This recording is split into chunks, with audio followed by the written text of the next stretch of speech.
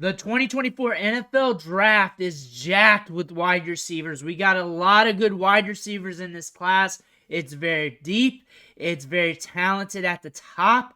And we're going to get some wide receivers drafted in the first round. We're going to see a lot of talent in the second round. And one wide receiver you're going to be looking at very hard, especially in Dynasty Fantasy Football rookie drafts, is Keon Coleman.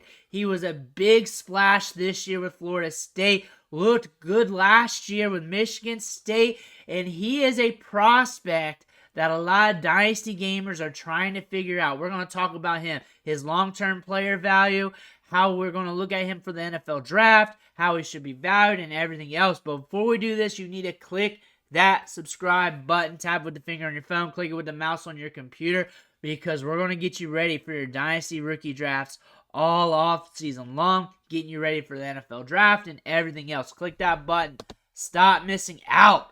But we got to start from the beginning here. We got to go back to the high school recruiting process and just get the full story. And I'm the guy to talk to about this because I look at high school recruits every day on this channel, and I can really tell you what these sites are looking at here. 4-star recruits per 24/7 Sports, 6'4", 200 pounds in the 2021 class, ranked 42 in the wide receiver class there, 377 overall.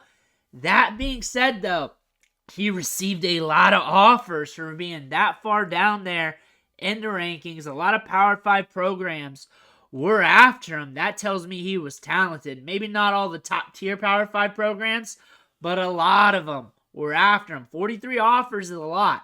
20 is considered a lot. 43 is exceptional, actually. Considering he was ranked wide receiver 42 in the class, the fact that he received 43 offers, which is more offers than his ranking status, is immaculate to me. You rarely see that going down the rankings today. You do. Seeing that number of offers for a guy being ranked that low in the rankings. But when we got to Michigan State, it started off slow.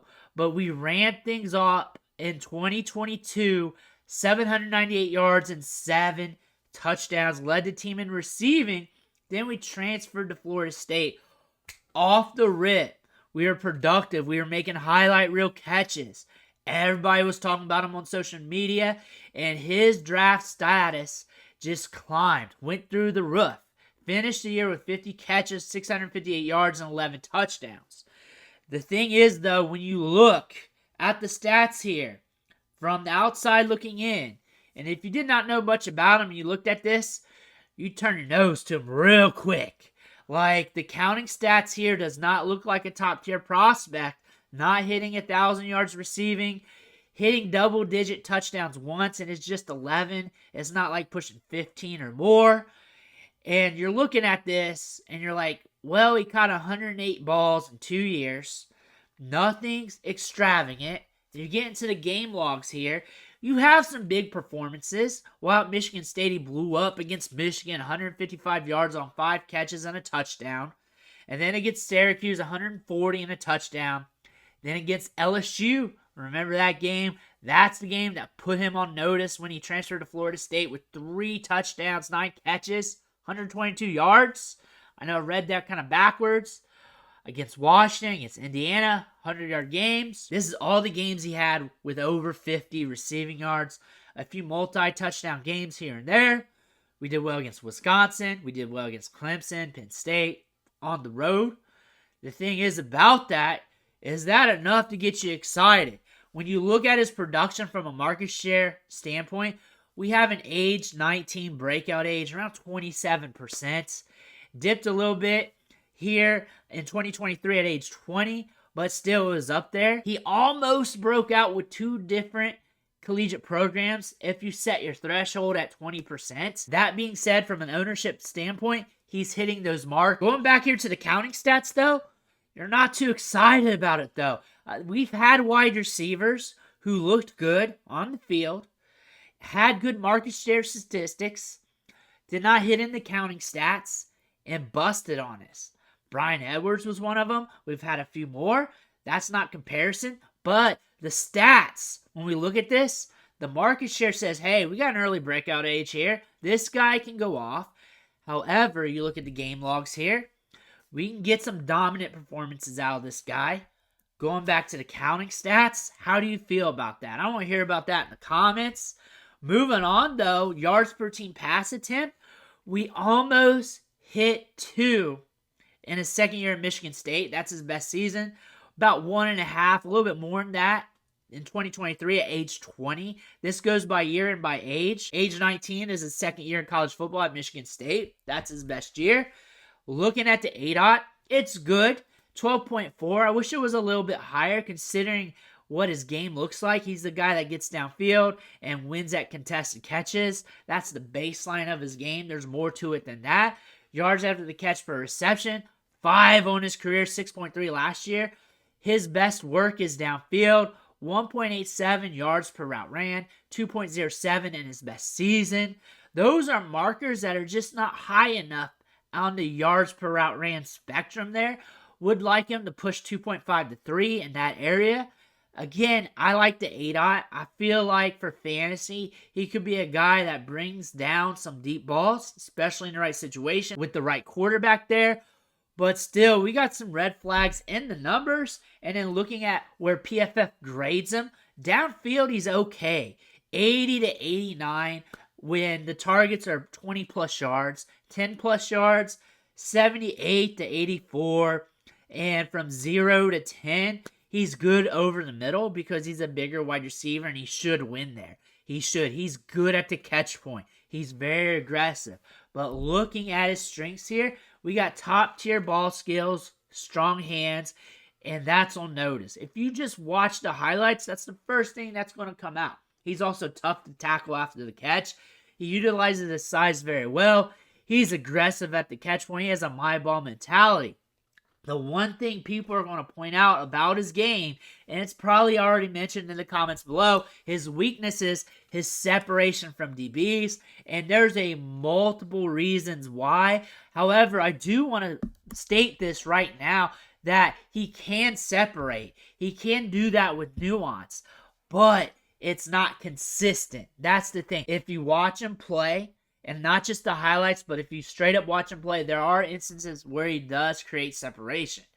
However, it's not consistent. It's not near enough. He needs to do it more. He needs to tap into the finer nuances, selling his routes, getting down into his breaks, dropping that anchor, making that break crispy to create that separation.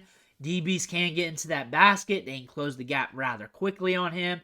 And that's a major issue with his game. And that could prevent him from breaking out or tapping into his upside. However, if we can strengthen that part of our game, that could allow him to elevate to his upside and keep him from being just a quarterback-dependent wide receiver at the next level. So there's levels to this game, and players can get better. So you need to note that as we get into minicamp, training camp, rookie camp, watch him break off routes, read the tea leaves, read the reports, because we need to get better at that part of our game. That being said, creating separation is an issue there. I catch it on tape. Other evaluators catch it on tape. You'll see it in the clips. You'll see people mentioning it on Twitter. That is a big red flag in his game. He is a deep ball specialist. He's good at contested catches, strong hands, can really make highlight play grabs. He can really do so. But if he wants to tap into that upside, he's got to create more separation, especially in today's NFL game. Looking at his grades from NFL.com, they got his prospect grade at 6.24, which means he'll eventually be an average starter, which means he will be on the field, seeing snaps, seeing targets. That's where they see his average being. More than likely developing to that. They're not saying he's going to be that. They're saying, on average, a player with this profile, if you put him in the league 100 times, he's going to be an average starter, seeing some snaps, running some routes, maybe seeing some targets from here to there. That being said, is that fantasy relevant material? Possibly, more than likely an up and down wide receiver, more than likely a head-scratching wide receiver, kind of like a Jonathan Mingo last year, possibly a little bit more. That's probably what you're looking at. You're possibly looking at a wide receiver that's a wide receiver 3, wide receiver 2 type of dude with some top tier games here and there if he taps into that. However, there's a spectrum here. If he does not develop his game, you're going to get less than that, because if he's not creating separation, he's not going to get targets, he's not going to stay on the field, they're not going to allow him to get those snaps. However, if he develops his game and he can work on his game, he can move past that and become more of a fantasy relevant asset for us, and can allow us to use him in fantasy and could reach wide receiver 2, wide receiver 1 status. Another thing you want to look at is the quarterback. Quarterback is going to be a big deal for Keon Coleman, because you need a quarterback that's going to be willing to push it to him, because starting his career, he's going to be a contested catch guy. He's going to be a guy that's going to be draped on a little bit downfield, and you're going to need a quarterback that can realize it and have the nuts to throw it down there. Lance Zierlein has him compared to Drake London. That is a weird comparison, because Drake London, for his size, creates separation very well, especially coming out for the draft process. Keon Coleman, noted by just about everybody to not do that. I do not have them as comparisons. Maybe in size, maybe at contested catchability. Outside of that, I think it's unjust to compare them, because their games are drastically different. Looking at mock drafts and where he's going, it looks like the market is starting to sour on him. It looks like everybody's starting to notice the flaws in his game, and we're seeing the mock draft market starting to drop him a little bit. On average, he's still going in the latter part of the first round, but you're also catching him fall to the second round more often. The mock draft community is starting to sour on him a little bit. He's starting to fall to the second round. We might see the NFL do this, but we still got the combine. I think he has to win at the combine for him to up his stock to solidify himself in the first round. He has to ball out there. If he doesn't, and we got all these other wide receivers doing some things at the combine, posting good numbers, he might get diluted out, might go somewhere in the second round, might be a faller, but he's going to be in jeopardy. He's a good wide receiver at what he does, but he does need to develop his game some more. His upside is impeccable. However, the downside is impeccable, and that's what we're seeing from Keon Coleman. He's being drafted in the first round a lot, more like the 112-ish range, 111, 112, round there, 201, 202. We'll see him go there in Dynasty rookie drafts and Superflex. However, the market's going to adjust from the combine. He's got to post well at the combine, or the market's going to start realizing, hey, this prospect's a little bit suspect. Maybe there's other wide receivers we can look at. There's going to be some running backs that's going to bump up a bit. Maybe we need to look into Keon Coleman some more. Let me know what you think about him in the comments below. Make sure to hit that subscribe button on the way out. I want to thank you for watching. Catch you on the next video.